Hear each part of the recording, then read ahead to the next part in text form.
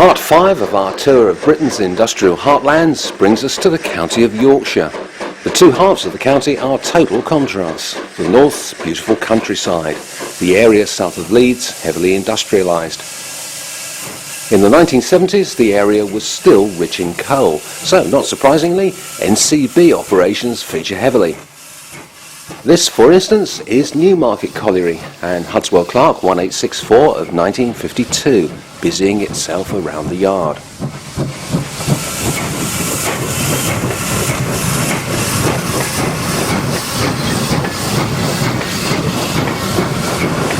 England's largest county covers an area of 11,903 square kilometres and boasts the major cities of Sheffield to the south, Leeds in the centre and historic York in the north. With the North Sea bordering its eastern coast, it also has a number of popular seaside resorts.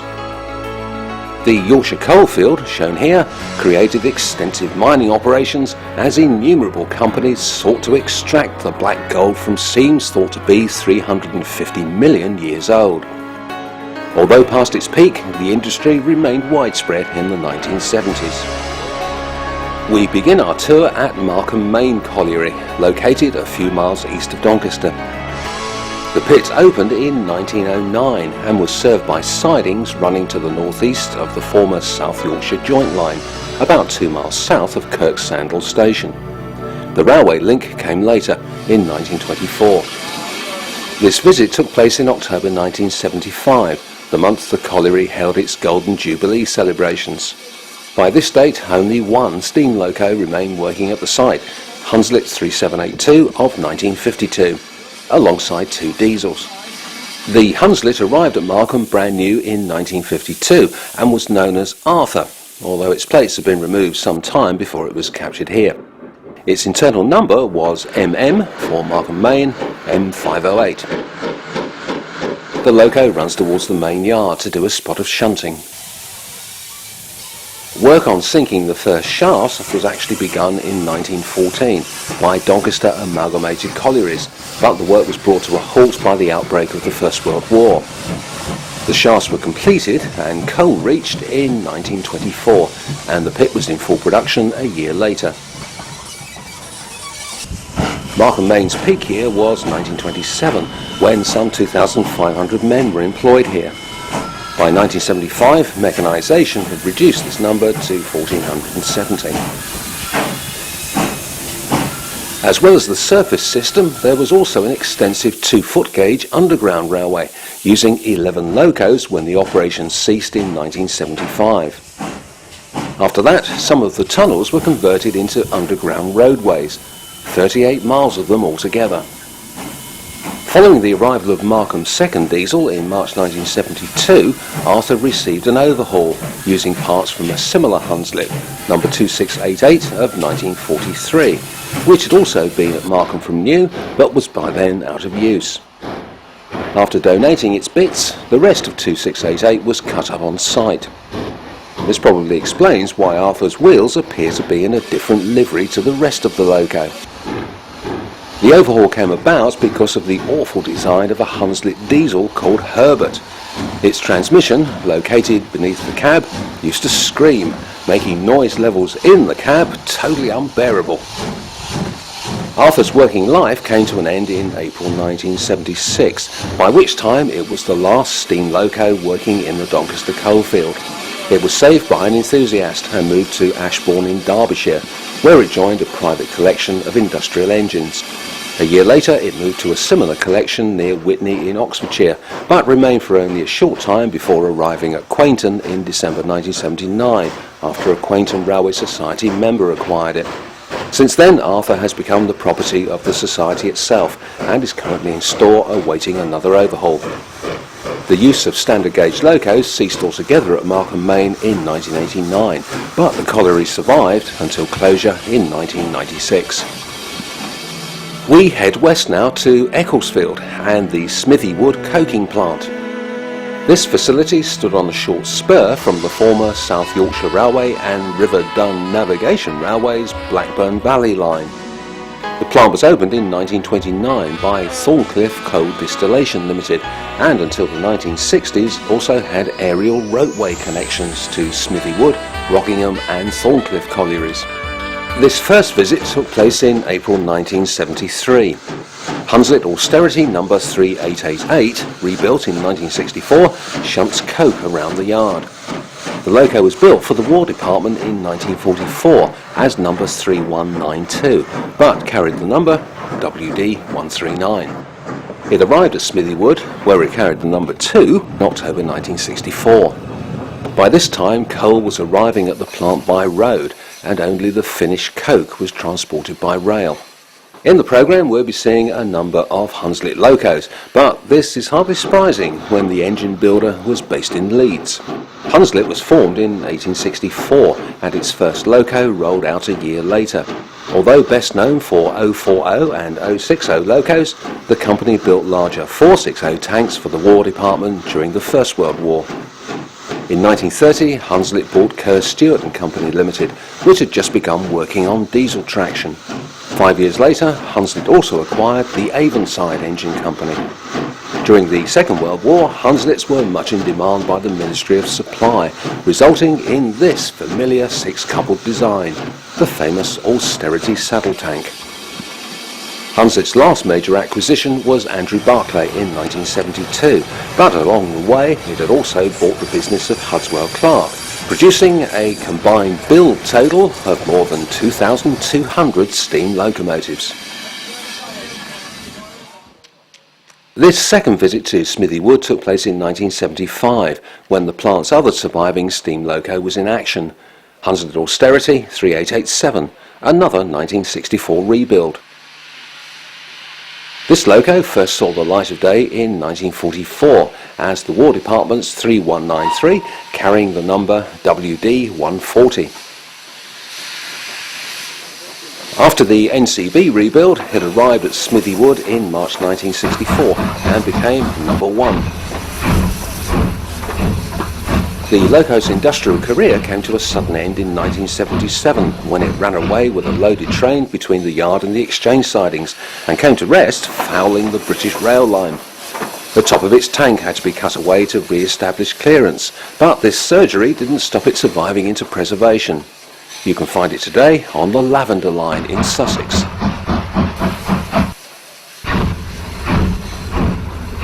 As for number 2, it remained at Smithywood until 1985 and is now at Rowsley on the Peak Railway, awaiting an overhaul.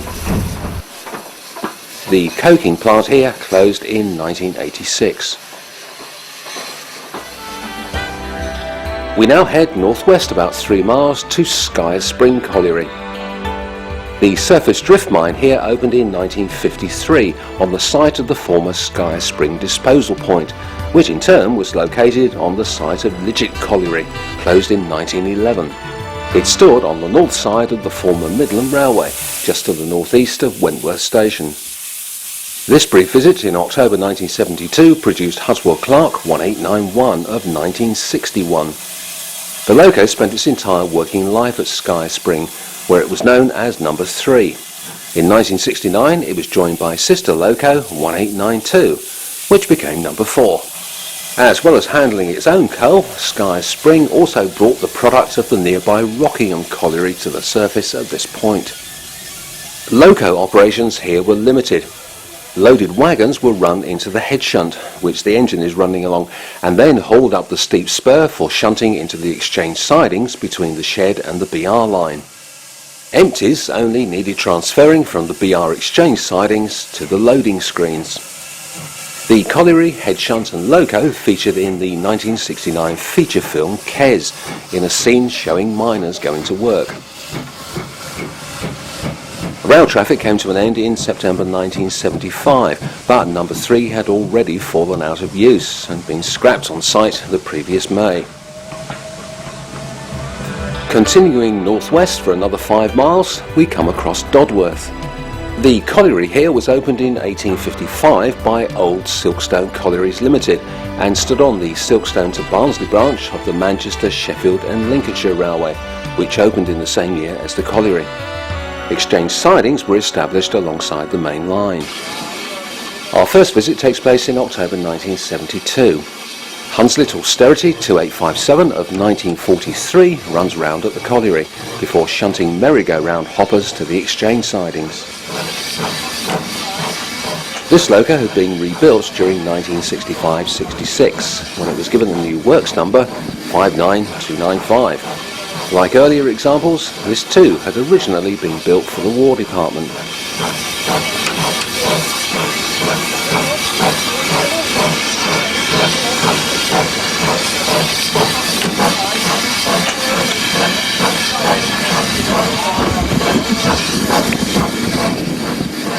A second colliery a mile to the north of Dodworth opened in 1900, and its coal was transferred by overhead conveyor to Dodworth for the onward movement by rail to Ferrybridge Power Station in HAA wagons.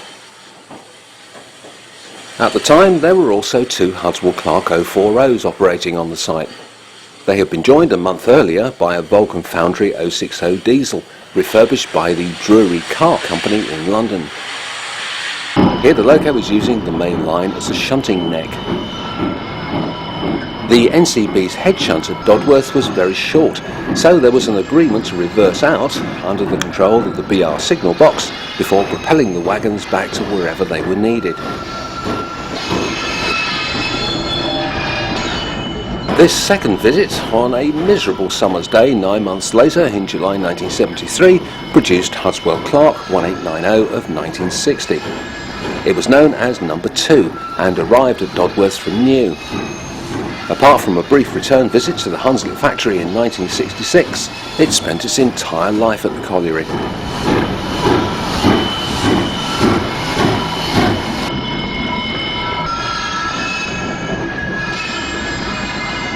The British Rail Class 47 has just arrived with a rake of empties and will shortly take away the loaded train Number 2 is shunting.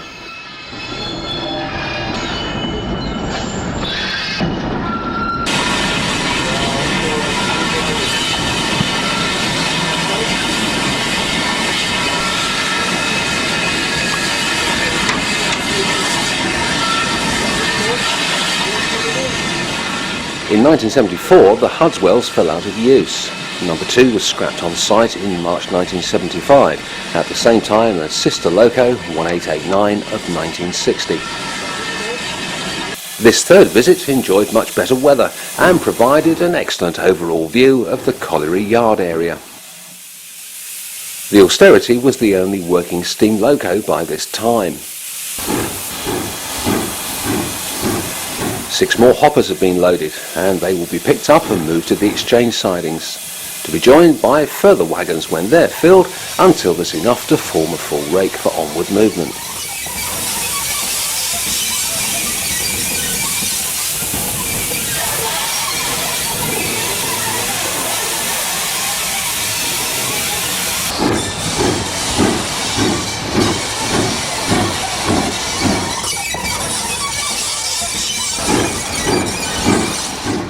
A second diesel had arrived in April 1974, and a downturn in traffic led to the Austerity being moved to Cadley Hill Colliery in January 1976. When Cadley had no further use for it, the loco was preserved, initially at the Bodmin and Wenford Railway, but it can now be found at the other end of Britain, at the Strathspey Railway. Rail operations ceased at Dodworth in 1986, and the colliery closed a year later. We now move a couple of miles north to North Gawber. The colliery was opened by Fountain and Burnley Limited in 1854. After nationalisation in 1947, it merged with the nearby Darton Colliery, which was later used as North Gawber's tip. Both sites were reached by a 1-mile branch from exchange sidings alongside the Midland Railway, located about half a mile from Darton Station. This first visit took place in June 1972. Hunslet Austerity 3212 of 1940 shunts the main yard. The loco arrived here from the War Department at Shoebury Ness in April 1964 and carried the number WD 161.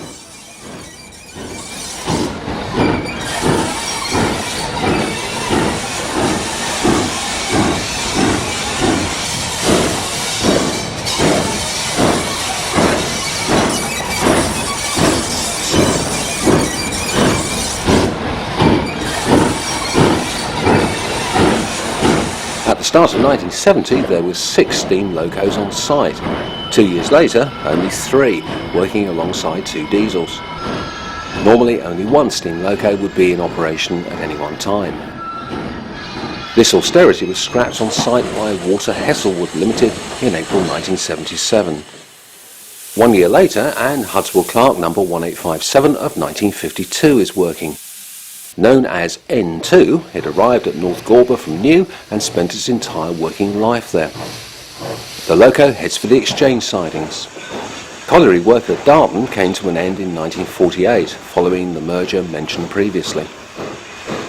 By 1935, 400 men at North Gawber were producing 650 tonnes of coal a day from 3 shifts, but 19 of them were killed by a major underground explosion that year. Nationwide productivity for the nationalised coal board peaked in 1955, when 222.3 million tonnes was mined from 850 pits across Britain, employing between them more than 698,000 people. 15 years later, the number of mines had declined to 292, and the employees numbered just over 287,000. Even so, the volume of coal mined was still quite high, at 143 million tonnes. Decline was gradual throughout the 1970s. 219 collieries producing 121 million tonnes by the end of the decade. But as the cost of extracting the coal began to rise, several of the least cost-effective pits were earmarked for closure. This reduction, and those following the 1984 miners' strike, began an inexorable downward spiral for the industry. Annual output fell below 100 million tonnes for the first time in 1987. By 1994, when the industry was sold off to the private sector, the once mighty National Coal Board was producing only 55 million tonnes a year from 17 collieries. Although by 2007 the number of private open cast and underground operations had risen to 52, these were mostly small-scale affairs, producing only 16.6 million tonnes per annum and employing only 5,300 in total. Meanwhile, back at North Gawber, the Hudswell heads for the roofless shed. The loco left the site in August 1975 for a life in preservation. Early in 2008 it was based at the Swindon and Cricklade Railway, but a proposed change of ownership may see it on the move again. Like several others in this area, mining continued at North Gawber for several more years after the end of steam working. The pit eventually closed in 1986. Before we leave, there's just time for a quick look at Hunslet Austerity 3788 of 1953, standing on a plinth inside the shed awaiting repairs. This loco was also saved and is now at Emsay. We leave South Yorkshire now and head into the former West Riding for a visit to South Kirkby Colliery. This one stood at the end of a half-mile branch from the former Grimsby and West Riding Railway, a section which became part of the LNER main line from Doncaster to Leeds. In October 1972, Hunslet 1954 of 1939, carrying the number 9 and the name Kinsley, was one of 2 operational steam locos. It was also one of the first in the area to receive the WASP stripes. From March 1970, British Rail MGR trains ran direct to the colliery for loading, and the steam locos shunted wagons for both graded and land sale coal. The MGR trains loaded to around 1,000 tonnes and replaced some 70 16-tonne mineral wagons and all the shunting they required. At the time these scenes were filmed, some smaller power stations and many other industrial consumers still needed their coal in 16-tonne wagons. Kinsley arrived at South Kirkby in November 1967 from New Monkton Colliery, where it had spent the previous 3 years. Before that, it worked at Hemsworth Colliery from New. The Ferry Hill and Rosedale Iron Company began work on South Kirkby in 1876. During the sinking of the mine, several seams of workable coal were ignored as the company went for the big prize, the so-called Barnsley seam, noted for producing the finest grade of steam-raising coal. The seam was reached at a depth of 1,905 feet in August 1878. A further seam was discovered at 2,175 feet, making South Kirkby the third deepest mine in the country. Unfortunately, the owners ran out of cash and work stopped in 1879. A new company, South Kirkby Colliery Limited, was set up in 1880, and the remaining work was quickly completed and the colliery opened in 1881. At its peak, South Kirkby employed almost 3,000 men and produced more than 1 million tonnes of coal in a single year, earning the nickname Big SK. This view of the site was taken from the loading conveyor. By a twist of fate, South Kirkby also suffered an underground explosion in 1935. Like North Gawber, lives were lost, 10 of them. Steam operations finished during the summer of 1975. Kinsley was saved, moving initially to Steamport at Southport the following November, but it can now be found at the Ribble Steam Railway in Preston. The colliery itself closed in March 1988.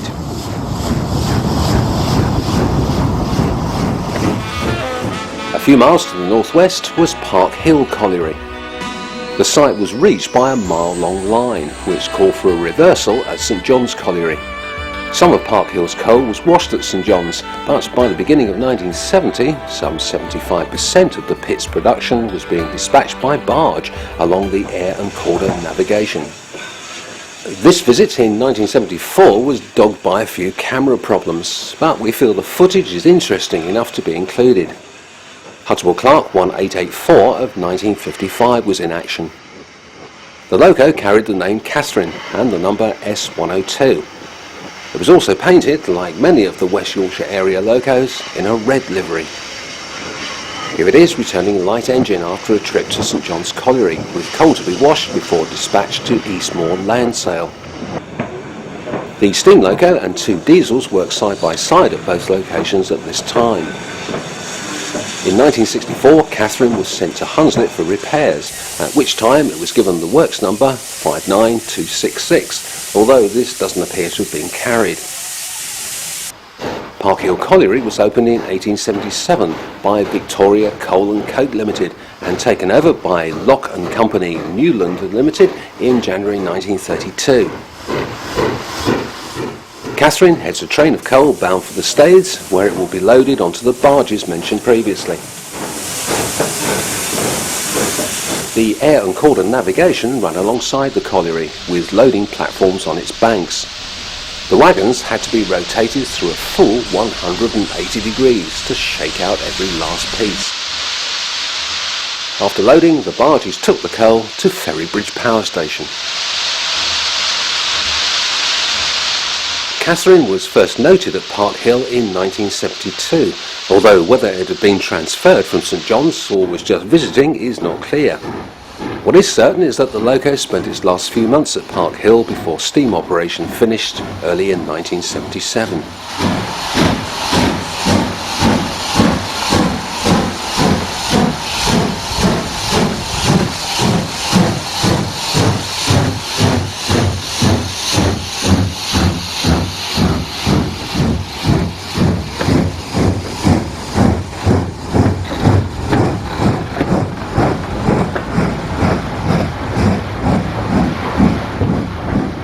The loco was saved for preservation and can now be found at the Ecclesbourne Railway at Wirksworth. The colliery closed in January 1983. Let's move across to St John's now. The site was linked to the Lancashire and Yorkshire Railway, about a mile southwest of Normanton Station. Exchange siding stood beside the main line. Here we catch up with Catherine during a visit from August 1973. St John's was opened by Lock and Company in 1878 and became part of Lock and Company Newland Limited in 1896. The colliery was originally connected to the Air and Corder navigation at Stanley by a 1.5 mile line opened in 1891. This line closed in 1949, but a link to the canal was re-established a year later with the building of the line from Park Hill.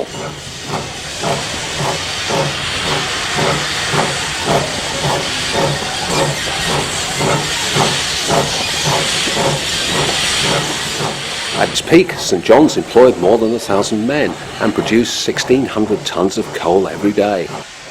The seams were mined out by 1973 and the colliery closed in July of that year. However, the coal preparation site stayed open. Catherine was originally built for Newmarket Colliery. It moved to St Johns after spending the period from April 1969 to May 1971 at the Allerton Bywater Central Workshops. Here it is again, heading for the exchange sidings.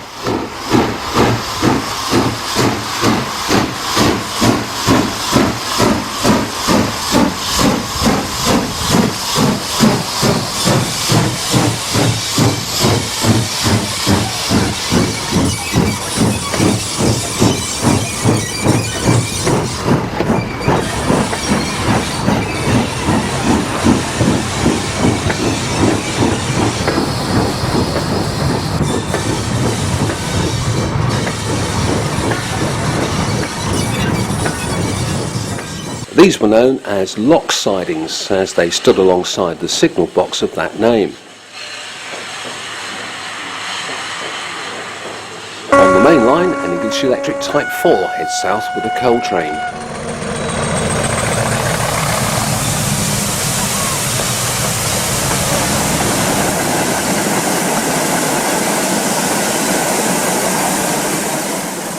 Incidentally, Catherine's move to St Johns came about because the site needed a spare for its unreliable diesel locos. Back at the colliery, Catherine passes under the bridge carrying the line to the land sale site and approaches a typical NCB railway hazard, a slurry-covered road crossing. The driver operates the sander to maintain traction. Despite Catherine's preservation at Wirksworth, there is some concern about the loco's restoration. Before its transfer to Park Hill and the visit to Allerton Bywater for repairs, a big patch was fitted to the inner firebox, and this will have to be removed before a proper evaluation can be made of the original tube plate. 2 miles further north from Park Hill, we reach Newmarket Colliery. This pit was originally built near the Methley Joint Committee Railways line linking Lofthouse and Methley. However, the section from the Colliery Junction to Lofthouse closed in 1965. Our first visit takes place in March 1974. Backing out of the shed is Hudswell Clark 1864 of 1952. This loco carried the number S103 and had arrived from Glasshoughton Colliery in April 1973. Newmarket Colliery was opened in June 1865 by J&J Charlesworth. It was once connected to a network of 13 pits in the area, all of them owned by the same company. By the time of nationalisation, only 3 remained, and the network of lines had closed.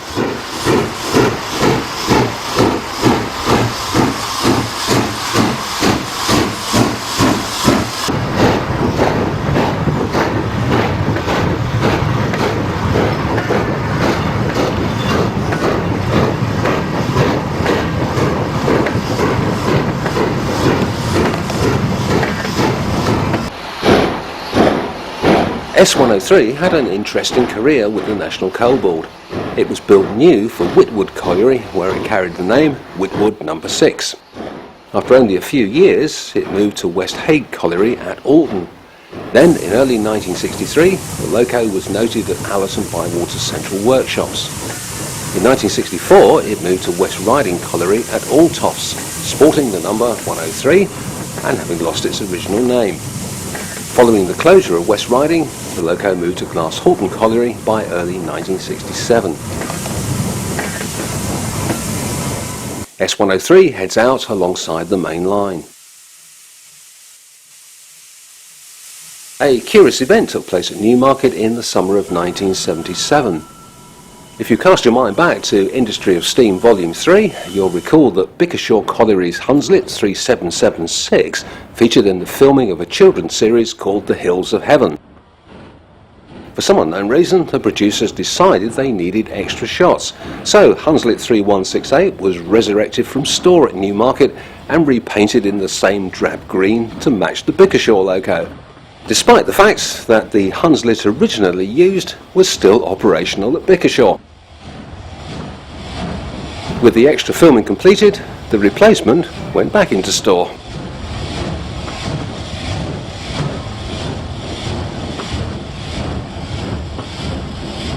We'll now go back to January 1973 for a quick glimpse of Hunslet 1726 of 1935, named Jubilee. Sadly, it was scrapped on site just 2 months later.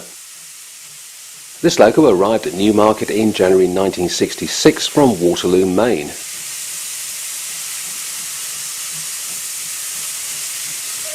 S103 arrived to replace Jubilee later in 1973, and here we see it again shunting around the colliery yard.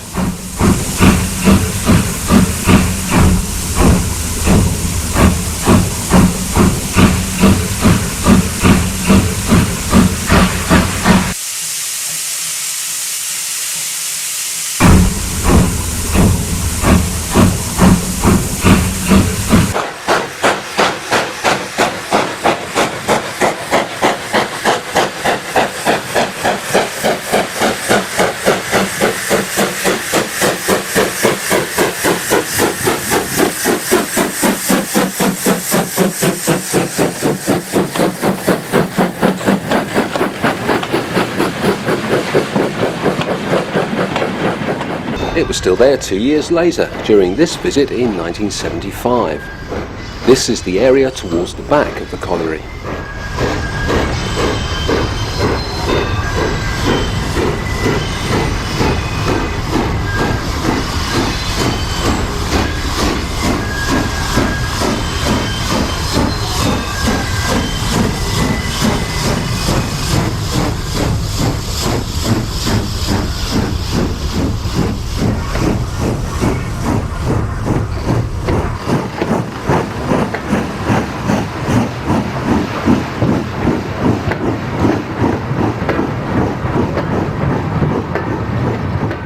By this time there were also 4 diesels on site, working alongside S103.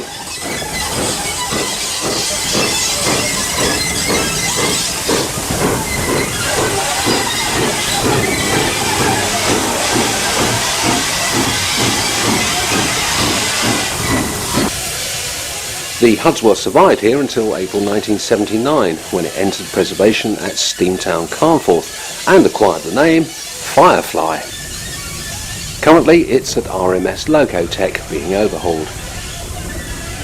Rail traffic finished at Newmarket in 1981 and the colliery closed in September 1983. We now move 6 miles southeast to the outskirts of Pontefract and the Prince of Wales Colliery. This site stood alongside the former Lancashire and Yorkshire railway line from Pontefract to Castleford. Sidings to the south and Pontefract Racecourse parked opposite. This visit took place in July 1975. A DMU bound for Pontefract passes Bagnall Austerity to 746 of 1944. This was the cameraman's 8th visit to try and capture the Bagnall in steam. The loco had arrived in 1966 from the Allison Bywater repair shops and was another of the ex-War Department locos that found their way to the National Coal Board in the 1960s. This one was formerly part of the Long Marston detachment, carrying the number WD144. The overhaul was done in 7 months and a complete engine emerged in December of that year. Work on the colliery was begun in 1869 by John Rhodes Limited. The site opened in 1872 and Pontefract Collieries Limited took it over in December 1928. In the 1960s, a gas-fueled internal combustion loco was used here experimentally. It even had its own shed built, but was converted to a traditional diesel in 1968 after its movement to Kellingley Colliery. Prince of Wales was another site providing coal to the nearby Ferrybridge power station via an MGR service. At the time of this visit, the Bagnall was working alongside 2 diesel locos. A second steam loco, Hudswell Clark 1844 of 1951, was on site but out of use. The Hudswell was eventually preserved, shipped in various bits to the Nene Valley Railway in February 1976. Standard gauge working finished here in 1979. However, the opening of a new drift mine in 1980 brought about the use of a 2-foot 6-inch gauge system. Prince of Wales was re-privatised in 1994, taken over by RJB Mining, but eventually closed in 2002.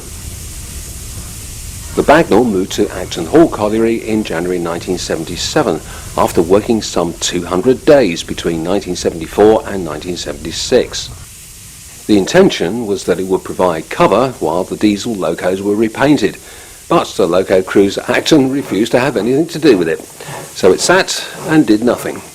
The loco was eventually preserved in 1983 at Peak Rail. We now move 3/4 of a mile to the northwest and Glasshoughton. The coking plant featured in this visit and the colliery were situated off the same Lancashire and Yorkshire line as Prince of Wales. The M62 motorway crossed the site to the southeast. There was an internal connection between the coking plant and the colliery. Visit number 1 takes place in January 1973.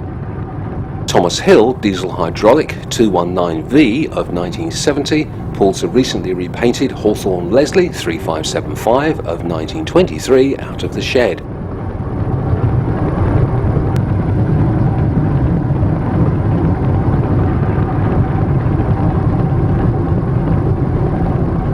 A second visit in 1975 found it in action.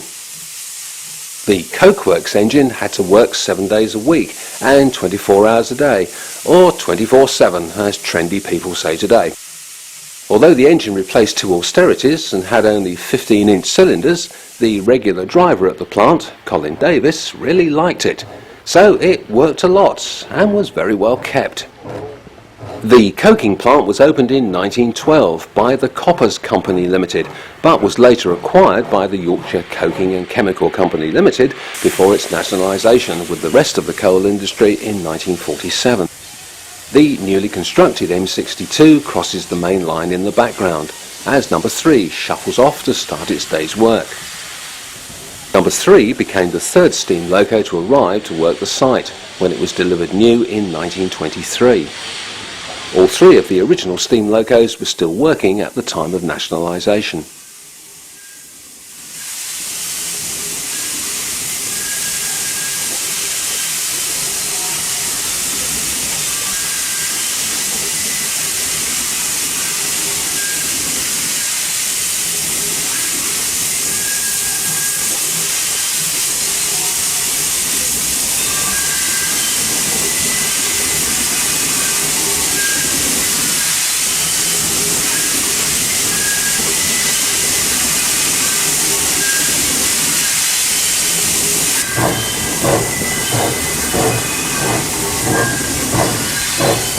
And now a few words about coke.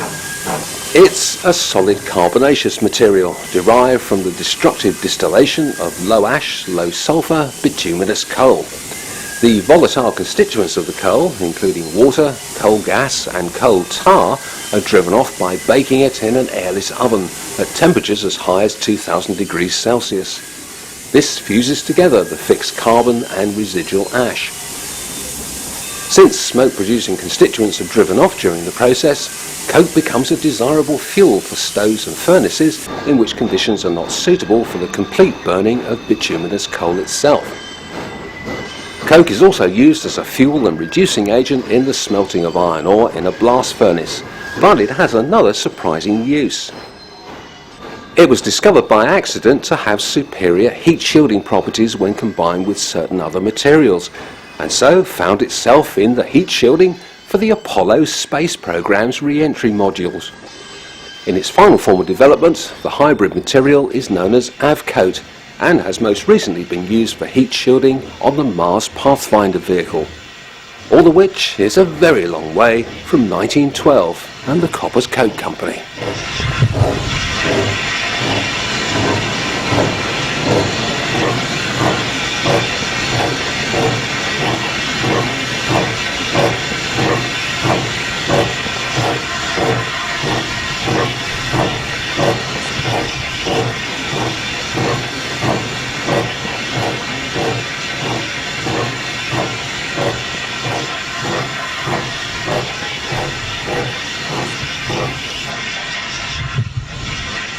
The first of 168 coking plants to be built in Britain opened in 1882 at Bankfoot, County Durham.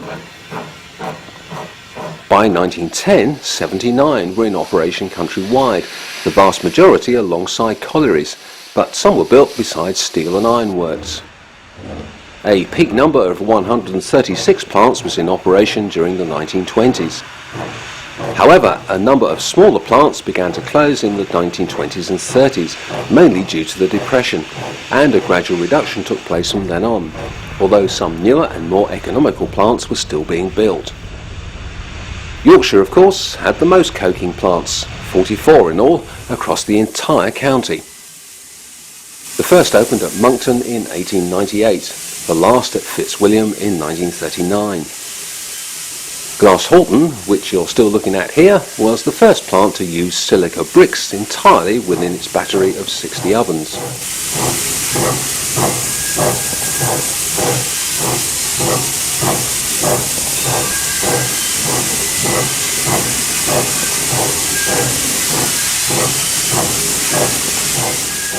The last new coking plant wasn't built until 1981 at Morpher in Glamorgan. By 2002, only 7 remained. By 2008, only 3. But they included the Monkton plant, which, not surprisingly, now holds the record for the longest period of operation. The high spot for production was 1957, when 20.5 million tonnes of coke was produced. By the mid-1970s, this had fallen to just over 12 million tonnes a year.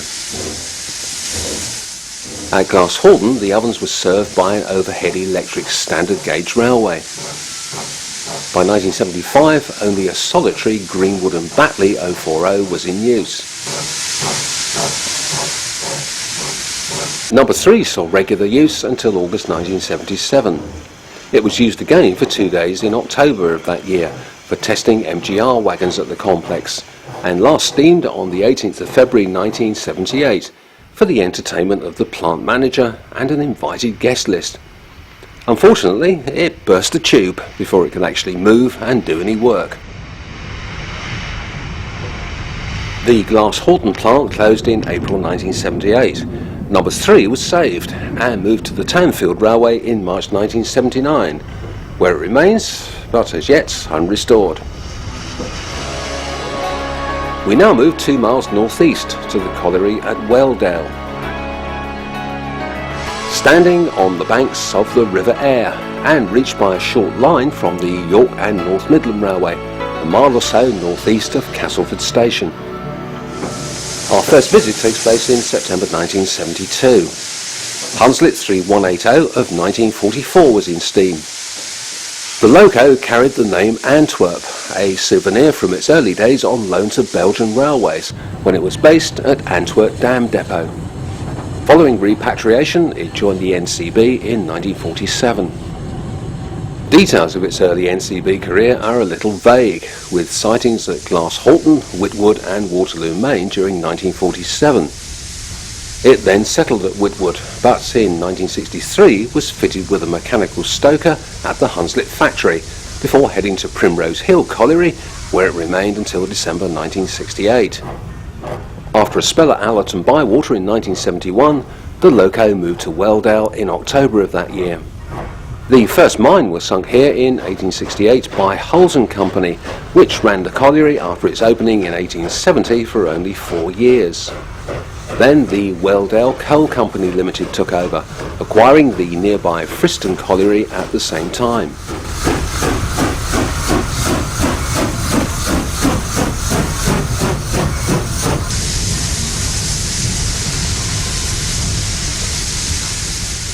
Airedale Collieries assumed ownership in 1919 and also added the Allerton Bywater workshops to its portfolio. Incidentally, Wheldale didn't have its own washery, so the coal travelled over an NCB line to Friston for washing. Our second visit takes place in June 1973, when two other Hunslets were also there. This is 2879 of 1943. Named Diana, the loco arrived from Waterloo, Maine via Allerton Bywater in 1970. Diana left for Newmarket Colliery in October 1973 before entering preservation 2 years later. Steam finished at Wheldale in 1980 and the colliery closed in 1987. Antwerp was also saved and can now be found at the North Yorkshire Moors Railway.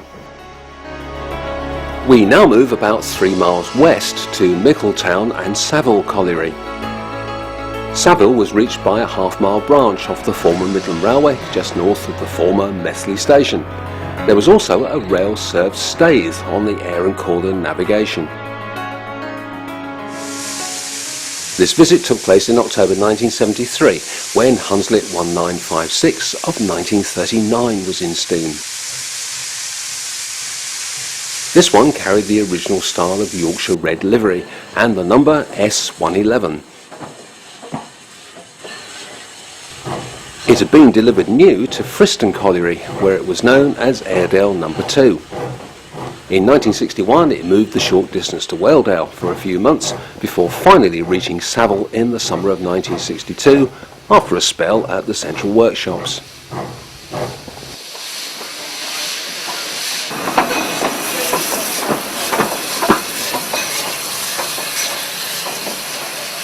In 1964 it was on the move again, this time to Hunslet in Leeds for a mechanical stoker to be fitted.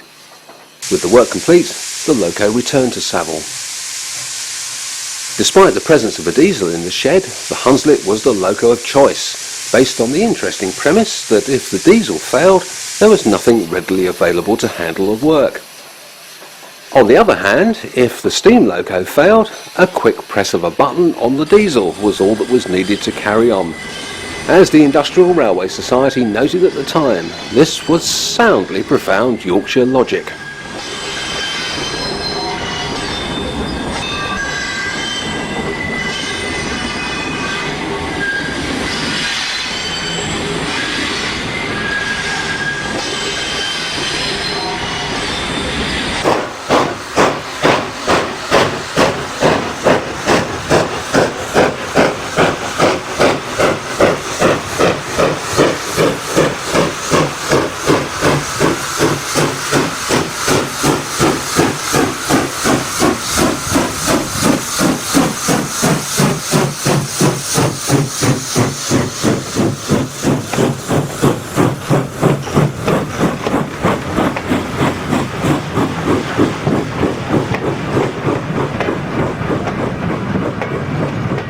H. Briggs, Son & Company Limited began work on the colliery in 1874 and opened it 2 years later, one of 4 that it owned.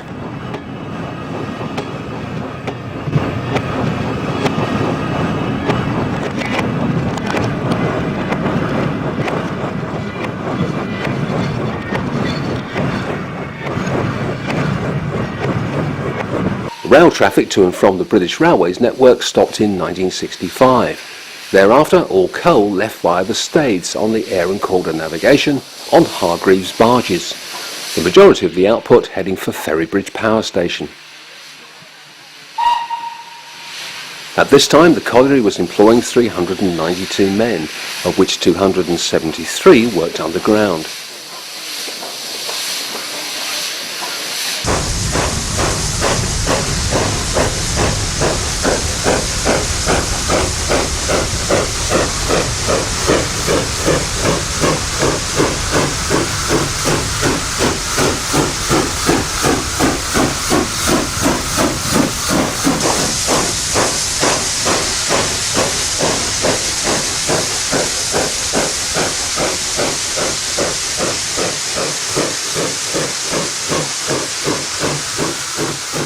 Hunslet carried on working here until 1975, when it was scrapped on site in October of that year.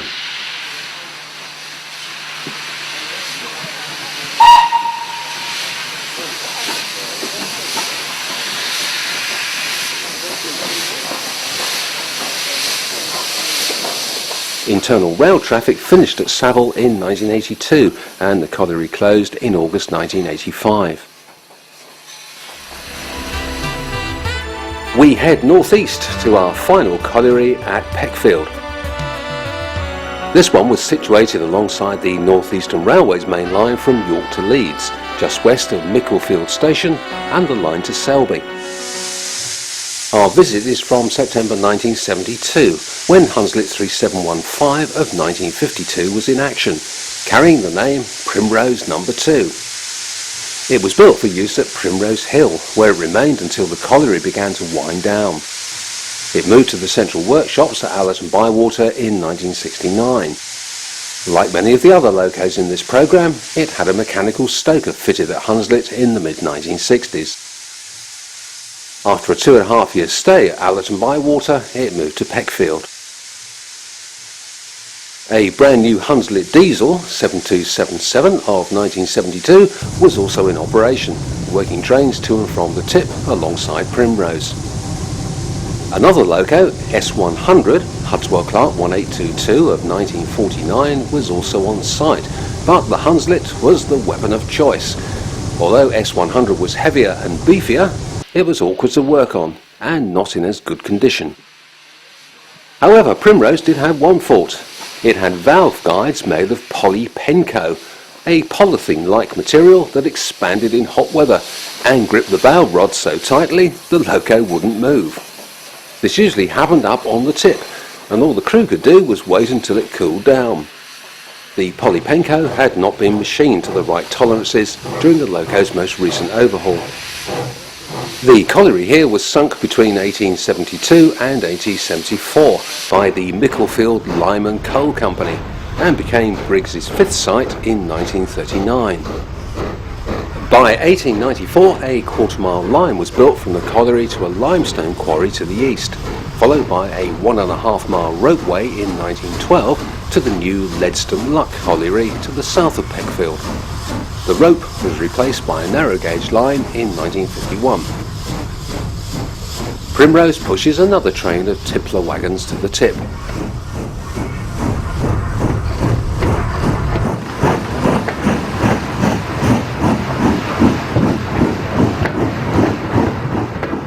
There was enough traffic to keep at least one loco fully occupied during both shifts. By 1970, 428 men were employed at Peckfield Colliery, 337 of them underground. The colliery closed in December 1980, although the coal preparation plant remained open for a further 6 years. However, rail operations stopped in 1982. Many of the miners from Peckfield moved to the so-called super pit at Selby. Steam finished during 1973. Primrose No. 2 was preserved the following December at Emsay, where it joined S100, which had arrived from Peckfield that July. So that's the end of coal in Yorkshire, in more ways than one. Like the industry itself, we shall now descend into something altogether less pleasant, at Esholt, near Bradford. The Esholt sewage works was built alongside the Leeds and Liverpool Canal. A 3/4 mile line ran from the Midland Railway roughly half a mile west of Appleby Bridge Station on the main line between Shipley and Leeds. This first visit took place in October 1972 when Hudswell Clark 1888 of 1958 was in action, carrying the name Elizabeth.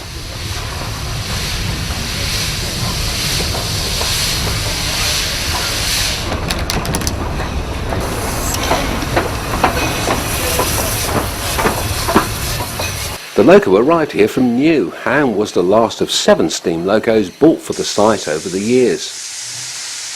Bradford extended its city boundaries in 1899 and it was decided the most suitable site for a sewage works was on land owned by the Stansfield family at Esholt. Much to the family's horror, obviously, because lengthy legal wrangling ensued before they agreed to sell. In 1906, the entire estate was acquired by Bradford Corporation for the staggering sum then of £239,000. Work began in 1909 on the plant, which later came under the Water Pollution Control Department, its designation changing from sewage works to purification works. Its railway was completed in 1910. Between 1920 and 1927, the plant expanded greatly, calling for a number of extra locos to complete the construction. 11 in all were working here in 1926.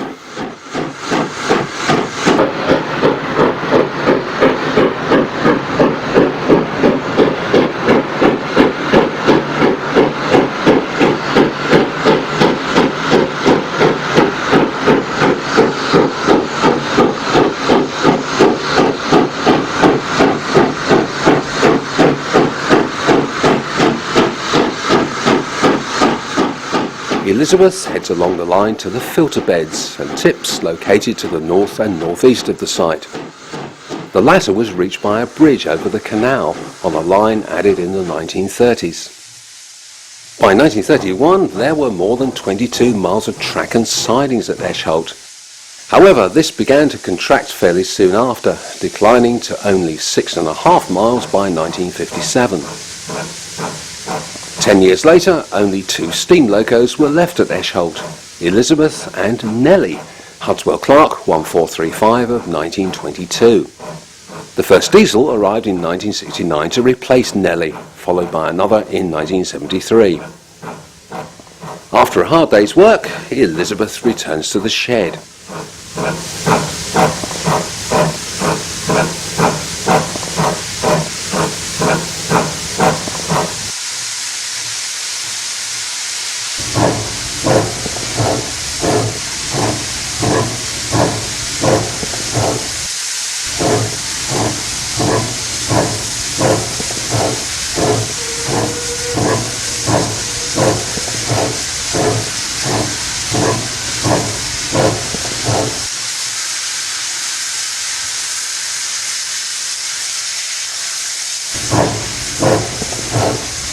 Our second visit takes place in 1975, and you may wonder why there's so much activity at the site. Simply because Bradford City Council had realised there was money to be made from the byproducts of its sewage. At worst case, this branching out would cover the cost of disposing of the city's sewage. At best case, it would also make a profit. Among the buildings at Esholt was the Sludge Disposal Building, later known as the Press House. It was in this building that the most innovative aspect of the new scheme was situated.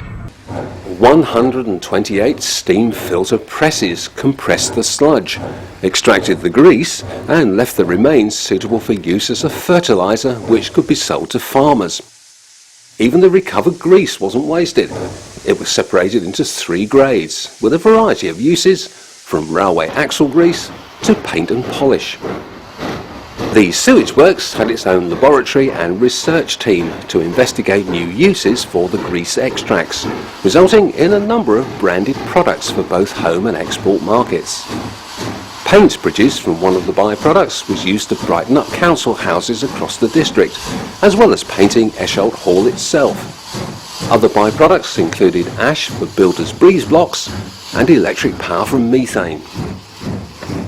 By 1949, the income from sales, more than £3 million since 1900, was meeting all the costs of operating the plant, making Bradford one of the few disposal authorities turning a profit from its activities.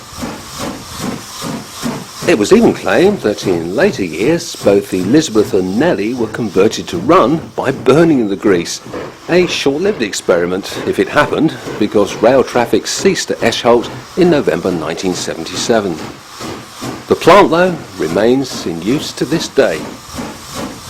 Nellie went to EMSA in 1970 and can now be found at the Bradford Industrial Museum. Elizabeth was saved too, and eventually moved to the Leeds Industrial Museum in 1984. And that's Yorkshire, which ends as only Yorkshire can, by proving yet again that where there's muck, there's brass.